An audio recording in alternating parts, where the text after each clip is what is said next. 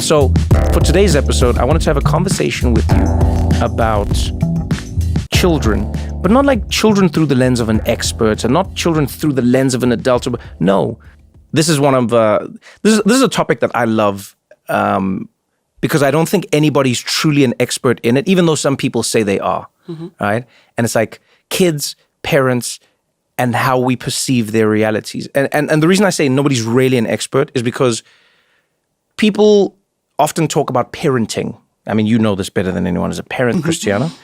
Like everyone's like, this is a good parent, this is how you should parent, this is what you should parent. But I always think to myself, we don't often think about like kid up. Does that make sense?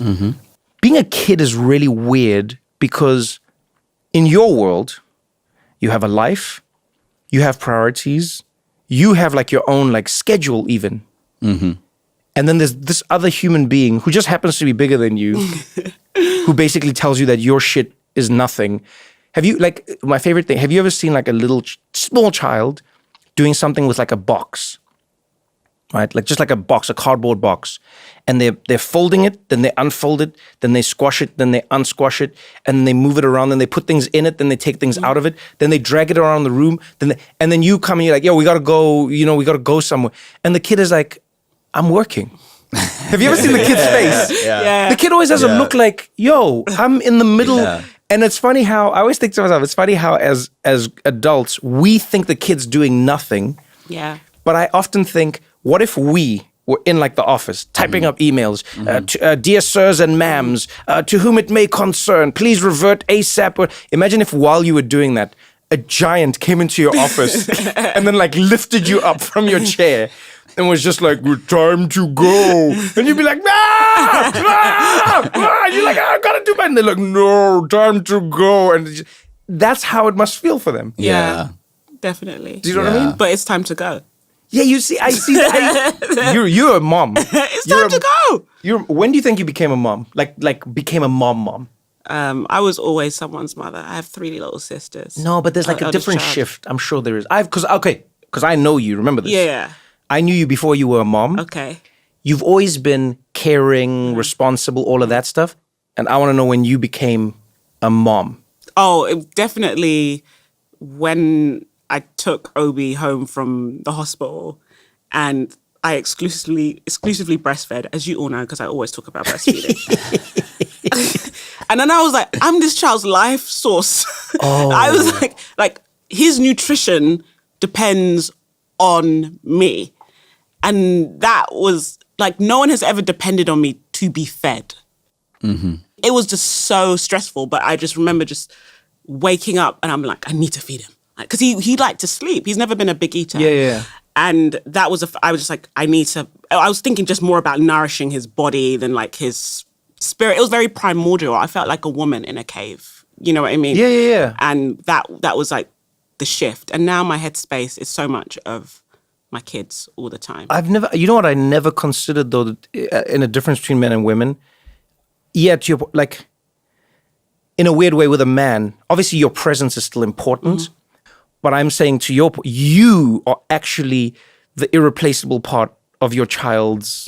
Yeah, like if I had a bad cheeseburger, it doesn't affect. That's what I mean. You know what I mean? It's like if you start eating poorly, that affects your child. Yeah, your supply. In a way, you can't work out too much. It's like as a dad, as long as crack. You could do crack. Yes, you can't do crack. No, I can't. As long as you blow the crack smoke out the window, the child may not even know. They could have a fully normal child. Because how many people think that their dad is like normal? Do you know what I mean? Because you think everything is normal because your frame of reference for everything is so small and it gets wider as you get older. Yeah. But like my dad would get excited to do like a dad thing, like a milestone thing. Because I think sometimes as men, that's the only time that we're like, yes, I'm important right now. Right, yeah. Right now is when I'm dad and we need this moment. And so I went up to my dad and my tooth was loose. And he hops up. He's like so excited. He hops up and he goes and he leaves the room, runs out of the room, grabs some string, right? Ooh. And then grabs some string and ties one side of the string to my tooth and ties one side of the string to my daughter. But he's not talking to me. So he's not saying anything. He's like, be still. And then runs in the door and everything. And then he looks at me and he nods as if we've had a conversation. This man nods at me like, and it's time, right? And so then he nods, slams the door, but he didn't measure. So it's just too much string. So we just watched the door slam. And I was like, and I'm string hanging out of my mouth. And I'm like, was something supposed to happen? He was like, oof, okay, let me, And then he went to the bathroom because then he knew he could surprise me now. Because now I know what the thing would be. But you still didn't know what the thing was. I didn't know what the thing was supposed to be, but I put it together when he was like, damn. Yeah. So then he's like, I walked to the bathroom and then he helped me get my tooth out. But I was just like, in my mind, my dad has a plan and he knows what he's doing. And then he does it and then I just trust it. And then he slams the door and I'm like, maybe he doesn't have plans. Like maybe that's one of the weirdest moments I think for a child. Yeah. Is when you, for the first time, think that your parent doesn't have their shit together.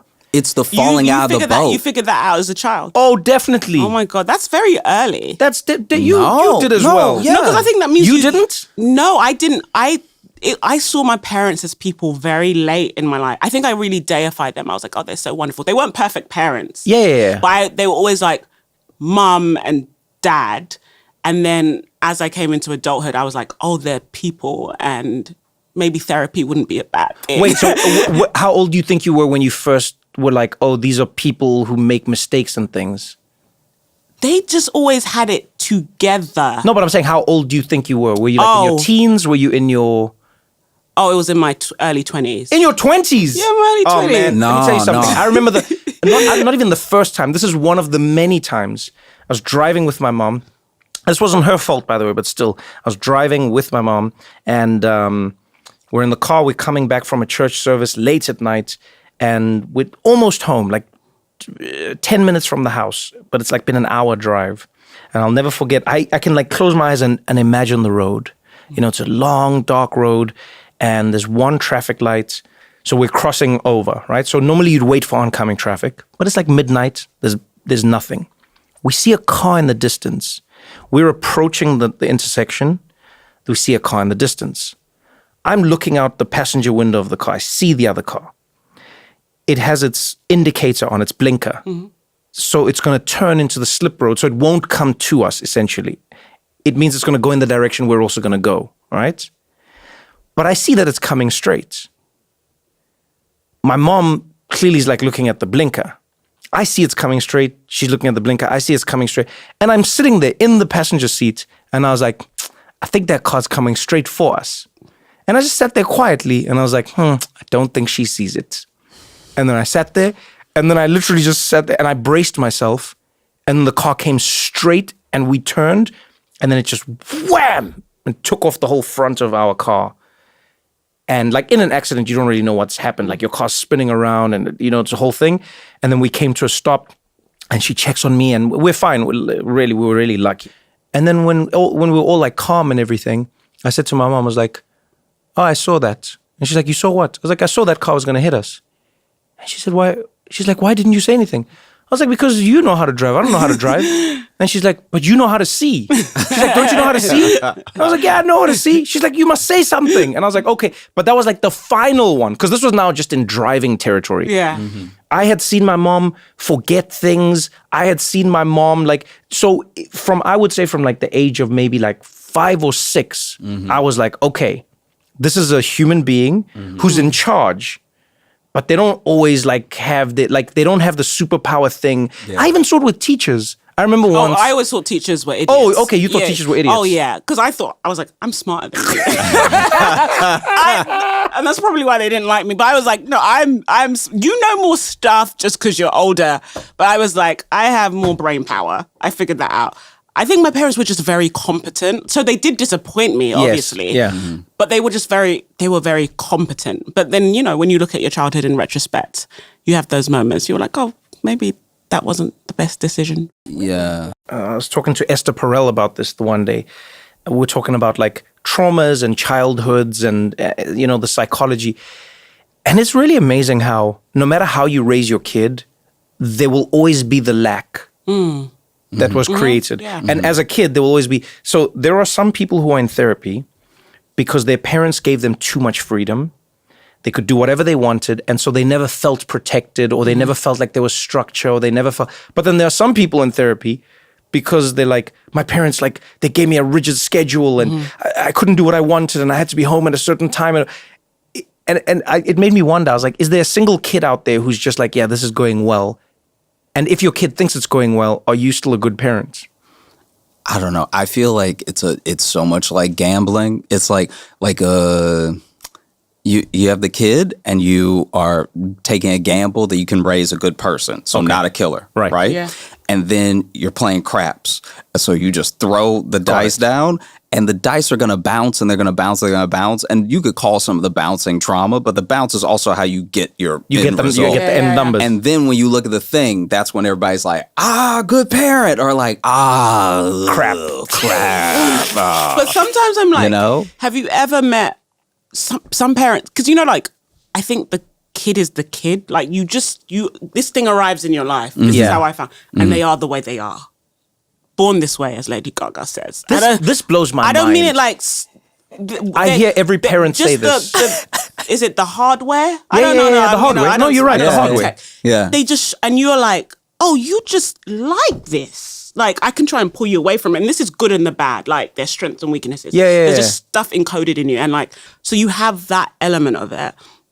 And there's some parents who like actually do an amazing job, but the kid just turns out badly. And then there's people who don't do that much, and the kid turns out pretty amazing. It's pretty well. And so I think you can like love them, give them a good education, like make sure there's no hunger. But then after that, you just but I'm saying, okay, so this is fascinating because you're a parent. We're speaking as former kids, which I think childhood is the most important experience. Like when I don't just take advice from parents, because everyone has had the experience of being a child. Yes, and I think that is valuable. If I hate parents that are like, oh, I only care about. You can't tell me anything. You're not a mum. So I'm like, so you don't think someone having once being a child is valuable? That's what I mean. Yeah. Yeah. So this is a different episode. Every now and again, I like to get up to some mischief in the world. Cristiano always accuses me of doing something. And in this case, yes, I was doing something. I wrote a children's book. It's something I've always wanted to do because I love children's books and I loved them and I still read them, by the way. I think they're like the best books. The other ones have too many words and too few pictures. I wrote a children's book and I thought for this episode, let's talk about kids, but not just talk about them, let's talk to them. So I sat down with a group of kids who are experts at being children, by the way. I don't know if people know this. They're the real experts at being children. We're going to continue this conversation right after this short break.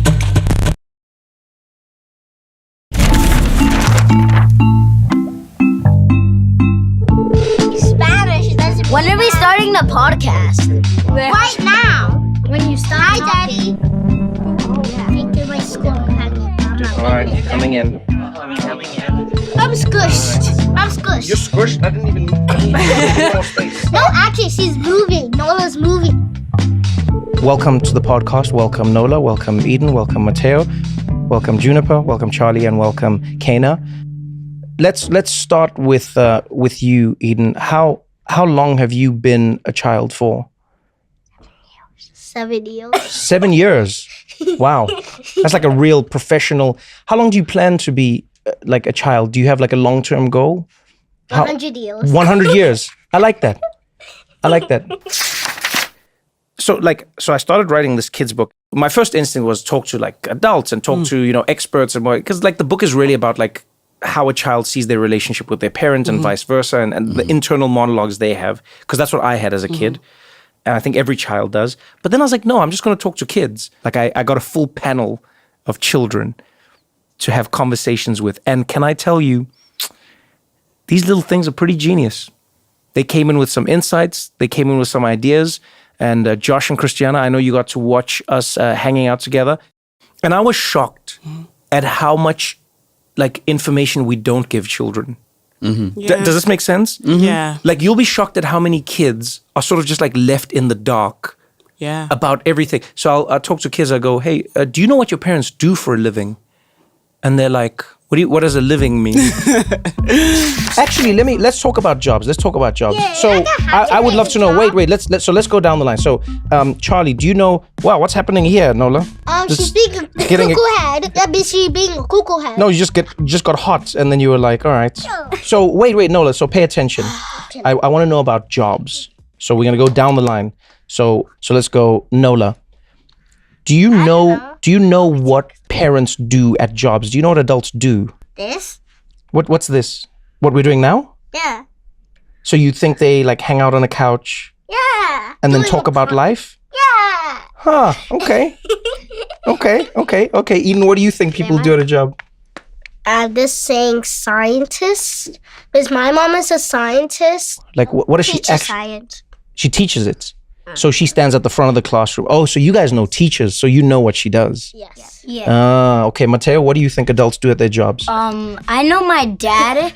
You know those like people that are on the computers at the airport? Yeah. Yeah, that's what my dad does. Oh, dope. He's one of those guys.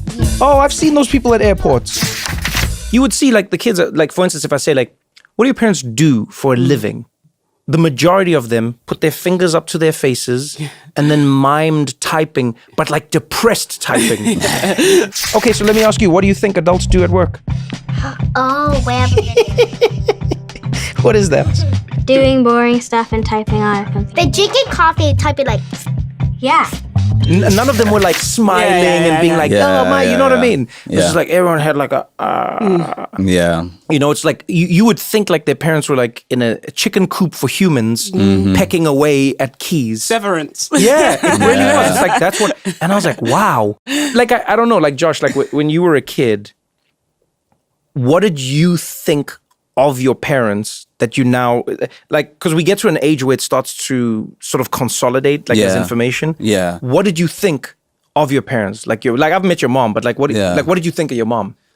I mean, I it's tough because the things I thought about my mom when I was little, I still think about my mom in a really sincere way. Like I see how she isn't always the most patient in life, but she's very patient with people. And she's very loving and generous. And so then I look at my mom as this, when I was a kid, this infallible version of generosity and like understanding. And now as an adult, I look at her as this very fallible version of generosity and understanding. Oh, So it's like none of the, I feel like I saw my mom for who she was and all the qualities that she possesses. Yeah. But I just didn't have the right interpretation of them because I didn't have enough like world experience to understand what was happening.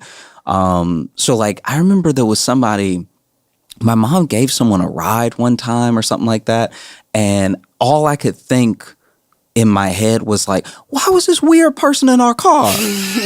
Because you tell me not to talk to strangers, and then you pick the weirdest stranger Off the street, to give a ride somewhere, and it's still to this day, my mom is very like, be careful when you go here, watch your stuff, all this stuff like that. But then there'll be these moments that are just these like, I don't know, I guess moments of inspiration where that thing supersedes almost every lesson that I'm taught to a certain degree. Yeah. You know? I don't think anyone will dispute that being a parent is a hard job.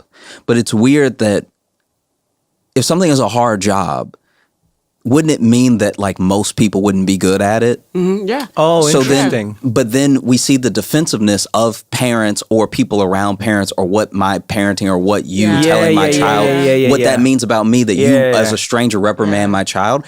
And so then we end up in this place that I think we've been in for a while where your entire childhood is the extent of your parents' awareness and experiences. And if no one else is allowed in, because it's supposed to take a village, but if the village isn't welcome, if all of a sudden the village is, don't tell my child to literally when your child's wrong too. I've watched it in stores where a kid's tearing something up and somebody that works at the store is like, hey, put that down. It's like, no, talk to me. Don't talk to my child. And it's like, well, you don't have the presence of mind to tell your child to stop tearing stuff up. So why don't I just go to the source?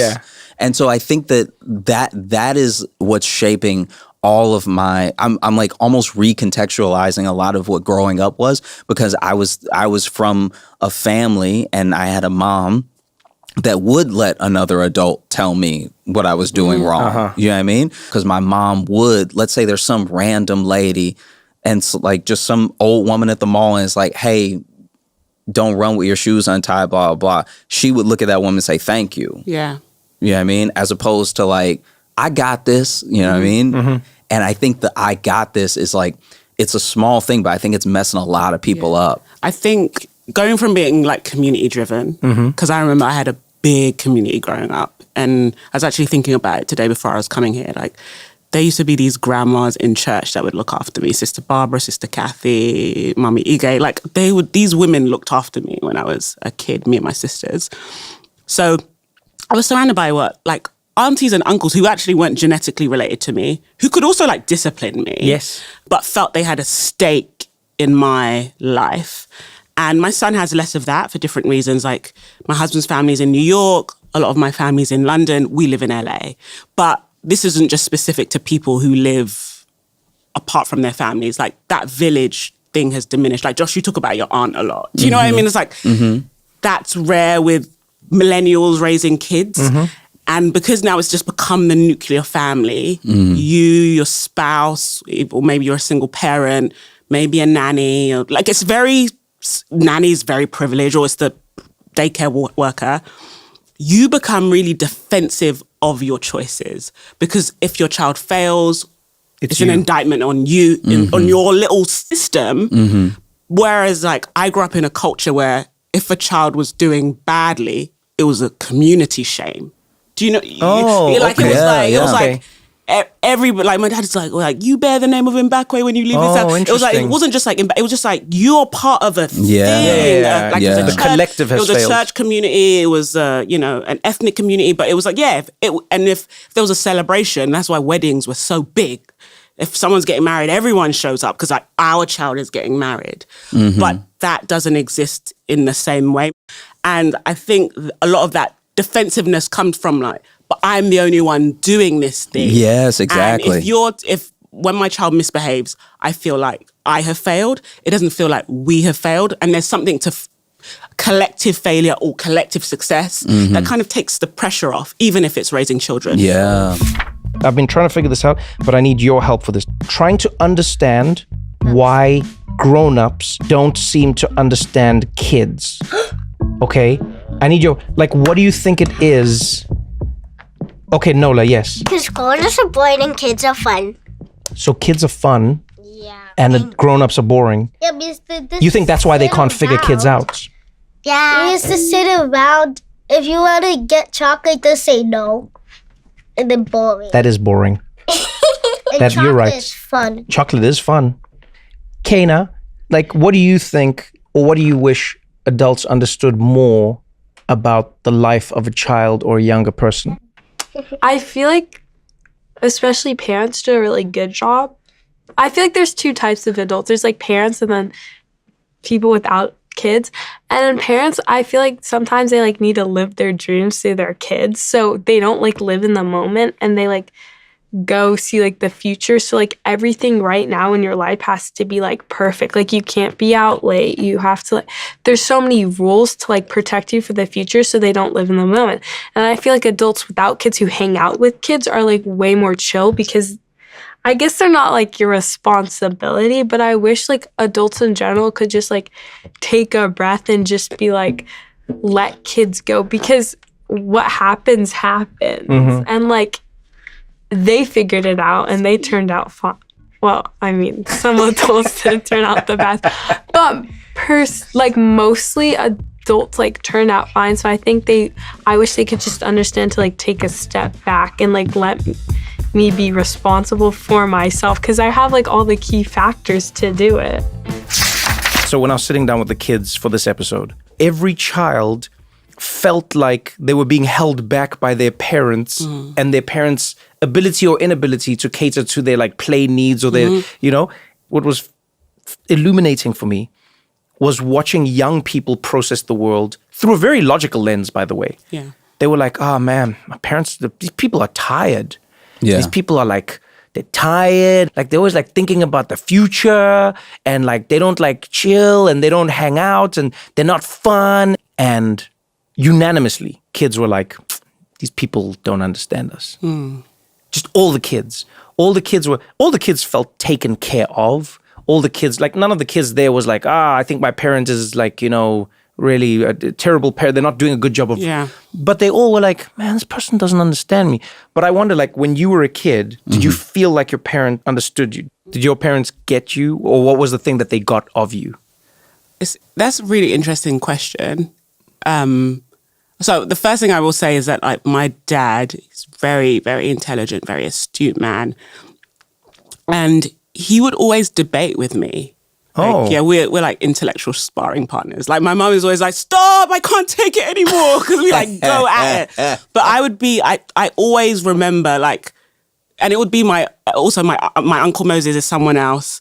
But I would speak to, obviously they're men, but I was a child and they would go at it with me. Like, and I was a real like contrarian and kind of polemicist, and they would just go at it with me. And I think my dad saw I had something, and he valued what I had to say, even though he always came in on the other side. I think his whole thing. If I say it's black, he says it's white. Okay. He's always, and then we like debate from there, and he's still like, you're wrong. And then, but it's like, and in hindsight, that was a really valuable thing. I think especially, it was actually a radical thing. My dad has 4 daughters, but like, in my culture, I think girl children are valued less. But like, he never saw me as less than because I was a girl. In fact, the problem was he probably raised me like a man, and that's why I'm like this way. but it was just like that sparring meant when I went out into the world, I was like, I know my ideas have value, but like I felt very misunderstood. But my mum told me a story recently. She said that, and my dad never told me this, but it's through the perspective of my dad. I played piano. I used to do exams. And I think I was like 6 years old. I had a piano exam, and my dad was watching me through a window.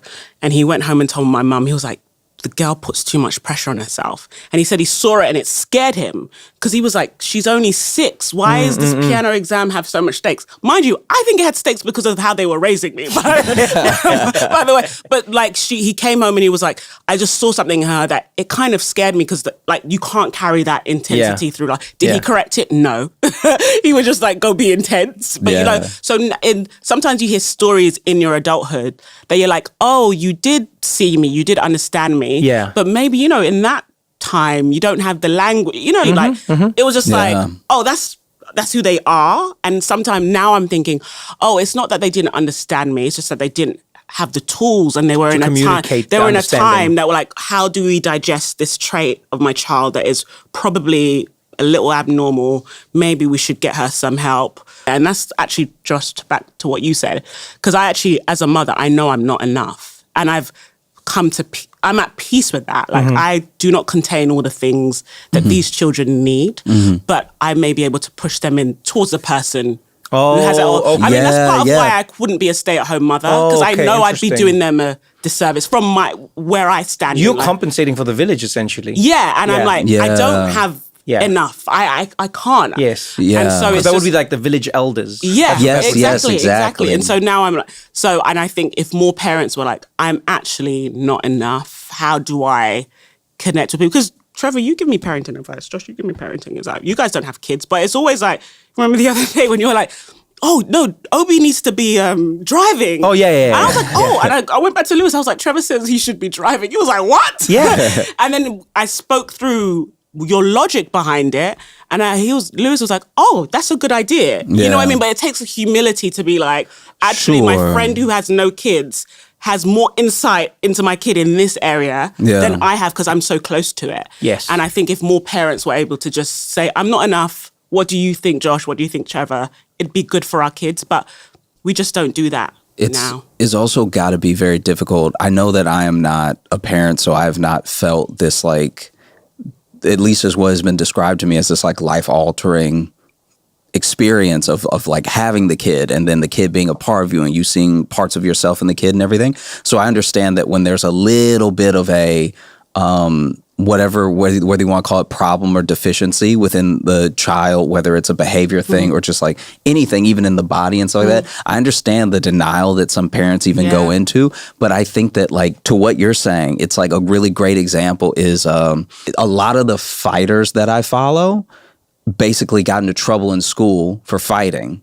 But not fighting in a malicious way. Yeah. They just want to fight. Like, hey, let's fight. Like, I mean, and so, you know, they would get into trouble in this way that could have so easily been solved by the parent instead of being like, no, my son's not going to be a fighter. Like you might say, you got a lot of extra energy and you clearly like wrestling with your friends. Yeah. Why don't we get you in wrestling? And now all of a sudden there's like not only not a problem, it's like this person does better.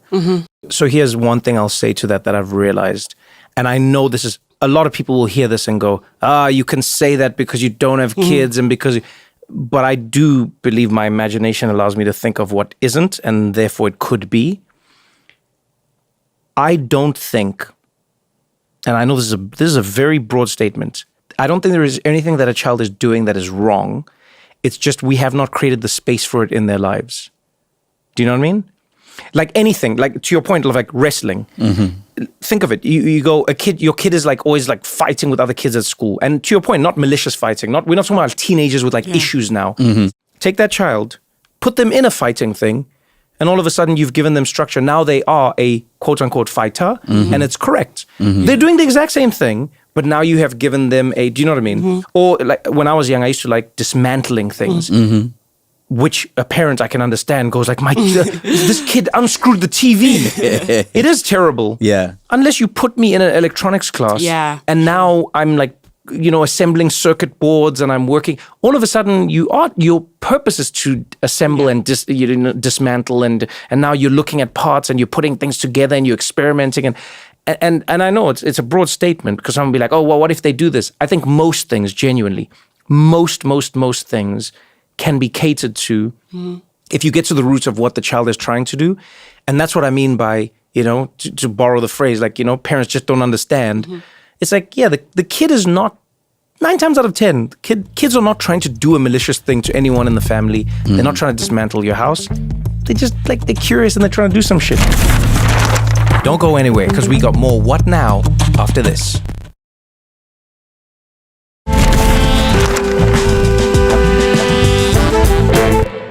Okay. Can I sit down though? Like on the You want to? floor? Yeah, sit on the floor. Sit on, if it's gonna make you comfortable, sit on the floor. Yeah, you can sit on the floor. You can sit anywhere. No, right? Life has been ruined. No, I mean this is what happens in society, Mateo. You do something crazy, and then like things. Okay, but then we can't see you. You can't see me. No, I mean, but the people can't see you. So now you're like just gone. This can. But this can. I guess if you sort of like, okay, we'll imagine you. When they were asked about if you could change one thing about the world, like what would you do? I don't know. You expect them to be like more popcorn or like you can have dessert for breakfast. And then they had very adult responses. So I have like a really important question to ask all of you, and this is about the world. If you could change anything about the world, what would you change? So, Kana, what would you change? World hunger. Oh, wow. Okay. Because I feel like that's their biggest problem. Like, obviously, there's like war and stuff. But like, I feel like everyone needs a good meal. And then they'll be happy. Because if everyone's hangry, then like nothing's going to work. You know, you say that and it's probably true. You find a lot of wars are fought because people are hangry. And like, I don't know about you, but if I don't eat, I could start a war. So end world hunger. Okay, Charlie, what would you change about the world? I think I would like change, make it so that everyone's full, but also like some people don't have a home, and we wouldn't necessarily give them a home, but just like a place to stay where they would be safe from. I don't know. Oh, I love this. Okay. So end world hunger and then give everyone a place to stay. Juniper, what would you do? I think that like, you know, in like Monopoly or like Life or something, you know how like you start with enough money to survive? Yes. I think that everybody should be able to like, at least they can choose how they spend their money. They can choose how it is. But there's so many people who like work super hard and they don't like, they just don't, it's like hard. It's too hard. So I think that everybody should at least start with enough money to live that way. And they can choose how they want to earn their money. Like, but at least they should be able to have money. Like I know I'm just talking a lot about money, but I feel like that's how the world is like based off of right now. It is. You're not wrong. So like in life, we should give everyone a little money so they can start playing the game, and it gives them a chance. Okay. Life is a game, and there's no way to win it, but you can survive in it. Oh, damn, that's deep. Wow. Not damn. River, that's deep. Wow, River, that's deep. I'm so glad you brought that up, because I was proud, even though I didn't know these kids that way, I was proud of what they were saying, but I was sad. Aww. I was really, really sad, because I was hoping for just crazy. You know what I mean? I was hoping for, what could you do? And we did get like one, like later on, like after, but it's almost like we had to solve the world's problems, and then we could get to, all right, the world is made of candy, and let's have free cheese. And then last but definitely not least, what would you change about the world? Cheese. More cheese. Oh my gosh. Why is it What kind of cheese? Hard Actually, I cheese? Soft love cheese? Soft cheese. Cheddar cheese. Cheddar. Just more cheese. Cheddar. Yeah. Cheese. But what would you do with the extra cheese? Eat it. All of it. Yeah, with pasta. Do you think that there's not enough cheese in the world? Yeah. Huh. When Nola was like, all right, free cheese. But it's only because I said to Nola, you can't repeat anything. But I was just like, do we pause and think to ourselves what it says about our society that children, like we're talking about 6 years old to 8, 9 years old and all these, their number, when you say, what would you change about the world? They say, oh man, I think I would give people a place to live because too many people sleep on the street, and I would give people food because they're hungry, and I would give people, and I'm like, wow, you are not spared. You're not living in a child's world, if that makes sense. Yeah, and it's also, I don't know, don't know how this will sound out loud, but like a firm belief I've always had is that there are no such things as grown-ups. It's just that kids get more responsibilities and have a harsher. I can actually buy into that idea. And I think that only a kid would be like, why are we even doing this thing? Yeah. And sometimes we look at that and just like with the jobs thing and the money thing, you can be like, oh, they just don't get it. But every once in a while, it's a very good question. And it's a question that sometimes finally ends up in the halls of Congress. Yes. Guys, why are we even doing this thing? And so it's people put so much innocence on being a child, but I think there's a real amount of perspective you get from not being glued down yet. Yeah, definitely. You're just not, you're almost I told it's you. Like an honest perspective. Yeah, I told you, even into my late teens, I think that was when I had my most maybe even my most astute perspectives, even without having been well read or anything yet. I was just like, oh, but this doesn't make sense. You now have this thing of I'm gonna stay imagining, and I'm also gonna stay a little bit freer. I think that's kind of what I saw in some of those kids with their answers being very worldly and astute, that I'm like, oh, if you could stay in a way, if you could stay the way that you are now, then I know we always put it on the next generation, but it's that's actually the sort of mindset and attitudes that change the world. Yeah. Because eventually you get so bogged down and stuck in the mud in a way that now somebody brings up, okay, let's open up this housing in LA, and you're like, I just got this house. Josh, you sound like me. I've joined a neighborhood watch group. Oh, wow.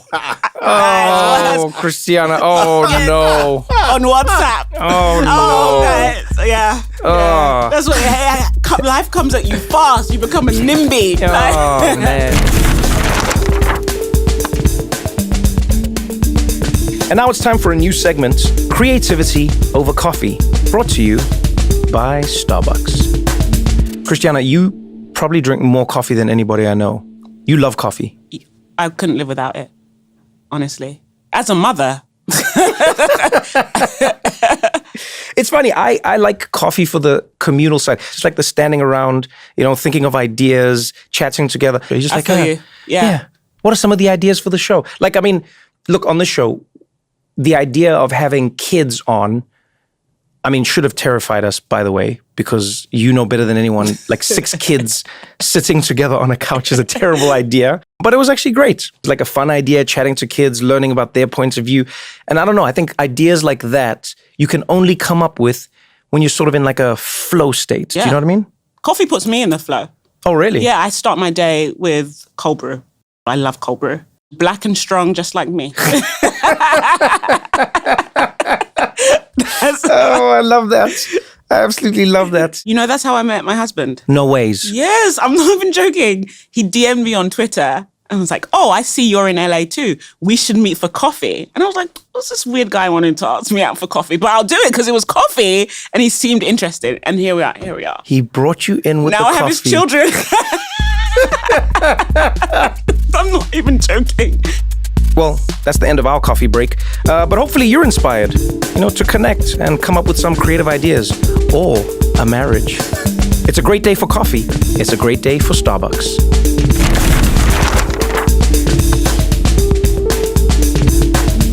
That wasn't how it was like in the 1700s. It wasn't like that. I was there and it wasn't like that. You were there? I was there, yeah. Time machine? I am old. Wait, no lie. everybody, is this true? Is this true? It is true. Yeah. I was there in the 1700s. Yeah. My dad was there. But a lot of us were there. I don't know if this is as much of an African thing as it is a Southern thing, so I just wanted to. Which, by the way, is the same thing. It is very much It's the same thing. It's so. Can close. I tell you? Sorry to cut you off. No, you good. That's one of my favorite things. Is how much when I meet people from the South, I feel like we had the exact same childhood. I feel like, and we don't want to go to the dark reason why. Sure. So we're not going to go there. Yeah. But like literally, when you talk about your mom, I'm like, that's my mom. Yeah. When you talk about your parents, I'm like, that's my parents. Like, but carry on. Well, basically, there's a thing that a lot of Southern people have that I wonder, who the person is for y'all, because I've been told by a lot of people, I have a grandfather I never met, right? Mm-hmm. Passed away before I was born. And so it's not as if I could have been nurtured by him or grown up around him. But so many people in my life have told me I remind them of him. Yeah. And it's almost like his spirit a little bit. We completely have that. And I'm wondering who you get told is like your spirit person. So my parents are hyper Christian. Okay. So they've moved away from the reincarnation, which is a big thing in like Igbo culture, and Yoruba culture. There's like names that signify, like the name, one of my closest friends, her name is Yewande, which means the mother has returned, and is normally a name you give to somebody when they died, a grandmother died, and then the child that was born is a girl. So there's names like that. I think Iyabo is the other name that's like that. So I do, like, the lore of the culture is that people believe in reincarnation. So, but my parents never said that about me. However, Obi is so much like my father. There's things he does that scares me. Like the other day, he was walking through the supermarket and he had his hands behind his back. Doing the old man walk. And I was like, I was like, oh my God, it scared the shit out of me. And I had to take a picture. I was like, what? And then there's a way he sits sometimes and the way he places his hand. And like, of course he's around my dad. They speak on FaceTime all the time, but like, the actual mannerisms. Sure. And I was like, oh, I gave birth to my father. Especially if there's something you couldn't have taught. Couldn't have like, there's no, but he just was like walking around and he was looking around like in the way that my dad does and looking down. And I took a picture and I like, my dad was like, he said something in Igbo, blood is obara. Yeah, and we're just talking about like the power of blood in that way. So I'd say my son very much, I look at him and I see my father, but myself, I don't know. But Trevor. No, I had that. So I was always told, like people would say that to me about my grandfather. They would say, like, they'd literally say, you guys do the same thing and you like walk in a room. And this terrified me because we found out my grandfather was bipolar at the end of his life. So now I was like, oh, you don't understand how many like psychologists I've seen where I'm like, are you sure? Are you sure? They're like, no, you're not. I was like, all right, we're going to keep checking. But But yeah, I had that where people would say it's the same. They go like, you just seem like a flash from the past. They go, wow. You like the walk and I didn't spend a lot of time with him, but they go, the walk is like his, and the way you love telling people jokes and the way you love causing chaos in a conversation and all. They're like, it's like we're watching it happen again. And what mesmerized people was the fact that we didn't spend time together. Like I spent all my time with my grandmother. Her and I are completely different. You know, we were like completely different people, vibes, everything. It's just, I have a lot of personality traits from my dad, which my mom has told me about. And ironically, again, I spent very little time with him. And these are like personality things that adults would have with each other. It's not like a child would pick up from a parent. Yeah. My mom's just like, oh man, that's your dad, So it is fascinating to see that. And to see like a passed down / Yeah. which I like. I don't know. So before we go, there's 2 important things that I really need your help figuring out. Wait, I got What do you think adults struggle with understanding about kids? Like, what do you wish they understood? Okay, yes, Juniper? Okay, so I think that like adults sometimes don't understand like kids' feelings in like the way that like popularity at school and like when like something happened, like my mom was just like read and I was like no. And like in other things too, like I found out that I didn't get into something that I really like worked for, and then they were like go read a book, and I was like it's kind of like more than that. Oh. But like parents are also like can be very understanding, but other times, like even as early as like the next morning, you can like go to sleep and then the next morning it feels like they don't understand you at all. Okay, so if I'm hearing what you're saying, you would love to live in a world where parents spend a little more time trying to understand what their kids are going through. Yes. Because maybe for them, they make it seem like it's a small thing and they sort of get over it quickly, but then kids might still be dealing with it. Exactly. Yeah, I think that was probably my favorite thing about hanging out with these kids was it made me realize that kids are a lot more perceptive than we think. And if we use that as a resource, genuinely, I don't even mean this in like a man world, you could like build a better world. Like even as a parent, kids can tell you things about yourself that you need to work on. It's amazing how they will, in the same way, funny enough, animal train, like dog trainers will tell you there's no such thing as a bad dog, there's only a bad owner. I think kids tell you who you are, whether you like it or not. They'll just tell you. I wonder how many parents ask their kids, hey, what do you think I could work on? What do you think I could spend a little more time? Where do you see my failings? Like, where do you, because you're a parent, right? Your job is to raise this child, and yet you never ask the child who you are raising how they think you're doing. Which to me sounds like a crazy... We should bring end of year reviews. We should. Like end of year, just be like to your kids, so what did I do well this year? What do you think I do well? And what didn't you like about me? It's hard. I don't even want to know what my kids would say. But... And I think they would surprise you. Yeah. I think you'd be surprised at how lenient children are in a way that parents aren't. Yes. I think parents take for granted that kids see in them things that they don't even see in themselves, and kids see in the world things that we don't see in the world. And if you ask them when they're still like all up under you, like I know until I was like maybe 10, I was like all up under my mom, wanted to be with my mom all the time. It's like you ask a question like that, there's no agenda behind it. It's like, it's literally like, I wanted the best for my mom, but the way that like a child wants what's best for you in such earnest is like, that's very true. It's like earth shattering, like shaking to your soul. Just even kids that aren't my kids, but my friends' kids will be like, how have you been? And like, I've missed you so much. And like the way a child says they miss you is like, what? Yes. You were thinking about, you don't even know what week it is. Like, this is just the summer. And you're like, I've missed you so much. It's like, and it's like if we gave them a chance, like genuinely, I would encourage everyone who's a parent, just try it. Just like try it. Just go sit with your kid and be like, hey, how do you think we could improve this household? And don't get me wrong, one of their suggestions is going to be more ice cream. Of course, there's always going to be ice cream. Yeah. So I think asking questions like that is like, that could be world changing. Yeah, we should do it. Well, this was fun. Let's go make kids, Josh. I'm good, because this is the thing. No, let's go do it. We're gonna go make kids. We're gonna go make kids and we're gonna have a lot of fun. Because it seems easy to me. Seems easy raising them, seems easy understanding them. I didn't say any of this. Just We're gonna do it. I think we need the wives first. We're gonna do it. People listening, I didn't say. We're gonna do it. You heard it here first. Josh and Trevor gonna go out and make some kids. I don't know why you put my name first. And raise them. This might have blah, blah, blah, blah, blah, blah, blah. No offense. All right, well, thank you so much. Kana, thank you for coming. Nola, thank you for coming. Charlie, thank you for coming. Juniper, thank you for coming. Mateo, thank you for coming. Eden, thank you so much for coming. I will make sure to tell the adults everything you've said. And let's try to change the world. Thank you, everybody.